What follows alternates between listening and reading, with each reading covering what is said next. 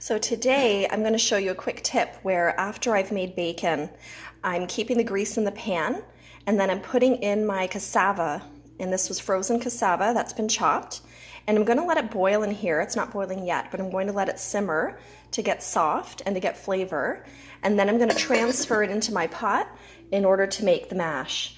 And I'm also going to use my celery root, that is also going to go in this pot, in this water with bacon grease in order to get flavor. So I highly encourage you saving your bacon grease because it adds so much flavor to vegetarian dishes when you're not truly vegetarian but you're just wanting to cut back on your meat intake. And the reason why I didn't just put the vegetable into this pot here with water and just pour in some of the bacon grease is because by starting in the pan that I was cooking the bacon in,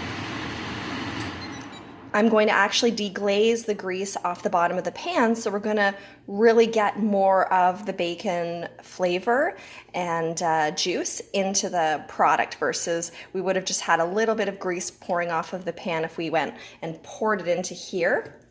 So we're just deglazing by using this pan to start and then transferring over to our pot.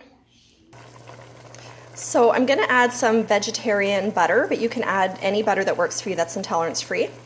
And I don't go mild with it, as you can see, and I did convert over to a bigger pot. I wasn't realistic in using that small pot. But I'm using a small pack of frozen cassava and a whole celery root. So I'm using here about 3 to 4 tablespoons of butter, vegetarian option or other. And if not, you can use coconut cream if you like that flavor instead. And then don't add too much water to start. You'll want to blend once the veggies are super soft and then play around with how much water you need. I know that we're going to need at least almost to cover the whole thing.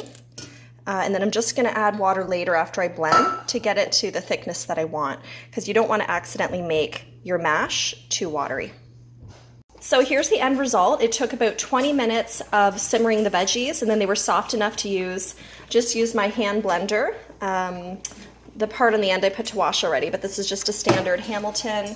It's about $23 for a whole kit hand blender, and you'd have the end piece and you would just mash down the vegetables. You can find that at Canadian Tire. And this is the consistency we like. So it's thick enough and not too watery. If you like it thicker, then you can just simmer it down until it's even thicker, or you can just add less water than what you saw me add.